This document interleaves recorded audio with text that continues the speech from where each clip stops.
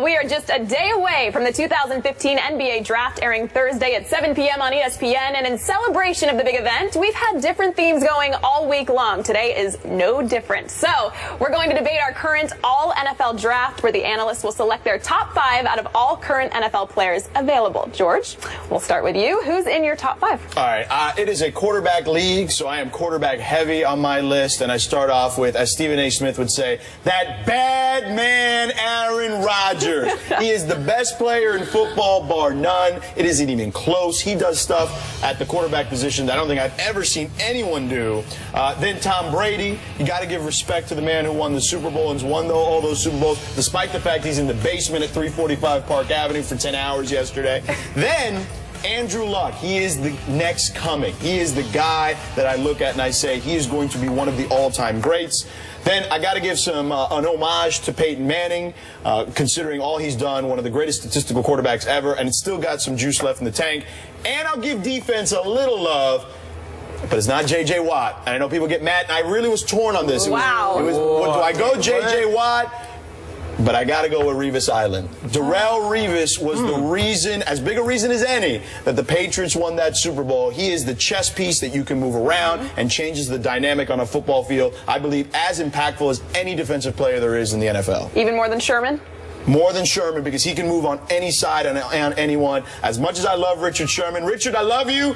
Don't get mad at me. Don't come on the show and yell at me like you did Skip. Please don't do that. I love you. You're my number 2 guy. Okay? You don't love him that much. But I don't love him as much as Revis, but I love him. But Revis is still my guy at number 5. All right, that's quarterback heavy right there. All right, LaChina. Well, I'm going with the youth movement because I think there are some young guys that are going to be very special. And I'm looking at the future for years to come. I'm starting with Andrew Luck. Here's a young man that had a lot of pressure on him following Peyton Manning. 2 wins the year before he got there. He led the NFL in touchdown passes last season with 40. His leadership, he's more mobile than people give him credit for. I'm going with him first. And then J.J. Watt. How can you leave J.J. off the list? If we're saying that this is a quarterback league, which I agree with, you've got to have a guy that can put pressure on him. Offensive coordinators have to prepare for Watt.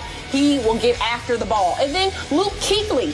473 tackles since entering the NFL. That number alone should tell you that this guy can get to you and he can take you down. Then I've got Tyron Smith. Now, this is where I may get some funny looks. But he protects Tony Romo's blind side very well. You have got to have a guy in your O-line that can clear some space, that can get you some time. I think that's extremely important, going with the fact that this is a quarterback-driven league. Last but not least, I'm going with Russell Wilson. Already been to 2 Super Bowls. He's a proven leader. What he's done in the fourth quarter, late in games, is unbelievable. He never gives up. He unites a team. Now, the one thing people may say, he can't take his defense with him in this mock draft. That's the one thing. So that winning percentage, you've got to take defense into consideration. But Russell Wilson has got to go 5 in mine. And not to mention, see, because I've been watching the show, and y'all been talking about who's dating who. Russell and Sierra.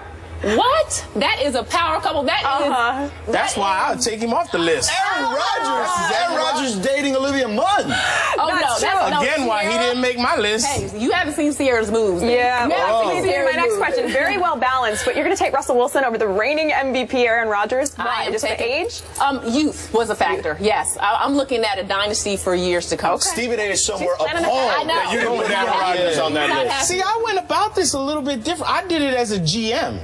I did this. If I'm a GM and I'm picking my team right now, I'm starting one with youth, and it is a quarterback-driven league, Andrew Luck.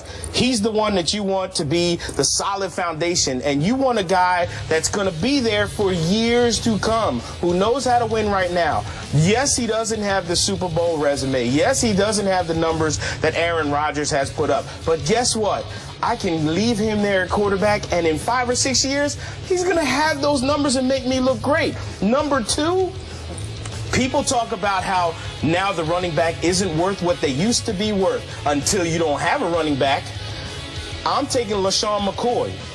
The versatility that this man has shown out of the backfield is unlike anybody else in the league. The numbers that he has put up when he played with the Philadelphia Eagles was phenomenal. And the stuff that he could do out of the backfield, including blocking, was really good. Now, if you got a quarterback and you got a running back, you need an outside threat and someone that's going to scare somebody. Someone who's young. Hello, Odell Beckham. Hello, Odell Beckham. He was on my honorable mention list. Yeah, well, I'm drafting him because I want somebody. The reason that running backs can do what they do is because the defense has to be aware of the dude that's going to burn them deep. That's Odell Beckham. And, oh, yeah, stick 'em hands. You know, which, you know, this year, after every game, we're going to need to check your gloves just to make sure they're all good. Now, let's flip to the defensive side.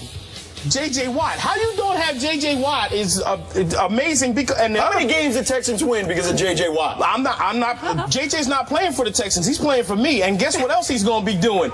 Tight end when goal line situations come in on offense. Because that man's going to catch me some touchdowns too. We're going to win games because he's going to block passes, intercept passes, run passes back for touchdowns, sack the quarterback, and catch touchdowns. He's going to do everything for me. But the fifth guy is the guy who's got to be the anchor on the defense, and that's the guy who plugs the middle up so that other teams can't run, and Ndamukong Suh. And Ndamukong Suh and J.J. Watt anchor any defense that you have them on.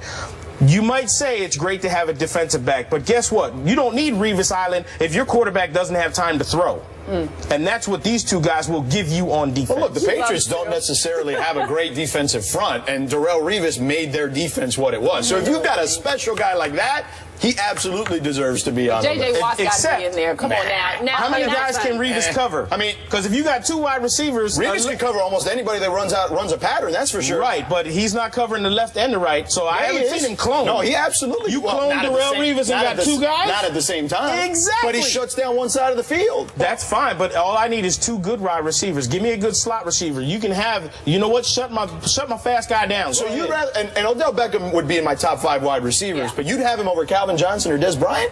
Ooh. Odell? Great question. Again, upside. I'm drafting the team right now, and you're talking about a guy who's 22 years old. Yeah, I think Des Bryant. Give me the 22-year-old. Give me the 22-year-old that his first time ran a 4.28. Yeah. But the thing about J.J. Watt is the tips and deflections, like you mentioned. First of all, you got to he's great. You got to commit a guy and a great. half, 2 guys to him to keep him under control. It's the tips and deflections. What he gets his hands on, he disrupted. He knows what's going to happen before you know it's going to happen, and gets there. And not to mention, come on, he's got some good personality too. It takes two. He showed us he's got some moves. He's marketable. Yeah. Which is why I love Richard Sherman. As much as you love Darrelle Revis, I love Richard Sherman because he brings. You love him so much you didn't put him on your list. Hey, I didn't put Revis on my list either. But also, Richard Sherman's not going to yell at me because I didn't put a cornerback in front of him. Look at what Revis did not only this year, but he dragged Mark Sanchez to 2 AFC title games. Him and that Jets defense. How much more, if you're drafting him right now, how much more time do you think he has? No, but are we talking about the future? I'm talking about we got to win today. That's my team if we got to win These today. two are planning But ahead. when you think about draft, You guys are worrying about the future. I'm worried about winning this year. we're thinking about longevity. You know, we're thinking about guys that can get in, that are healthy, that got that bounce. I mean, we've seen it across sport in general. Look at Golden State. They just had, I mean, that youth factor was something else down the stretch. See, you as a GM building your team, if they don't win this year, you fired. Me as a GM building the team, I got 3 years. Why am I built? Well, I got 4 quarterbacks. That's why you fired fast. In football, you have a shorter lifespan because of injuries and all of that. So I think you have to think about youth. All right. Well, now that we've heard our panel's list of top 5 guys they would draft today, here's your chance to give yours. Go on Twitter and send your list using the hashtag AllNFLDraftTop5. And tomorrow on the show, First Take, we'll continue our draft theme week. We'll pick our current All-NBA Draft Top 5. Will anyone be taking over LeBron? Find out on Thursday.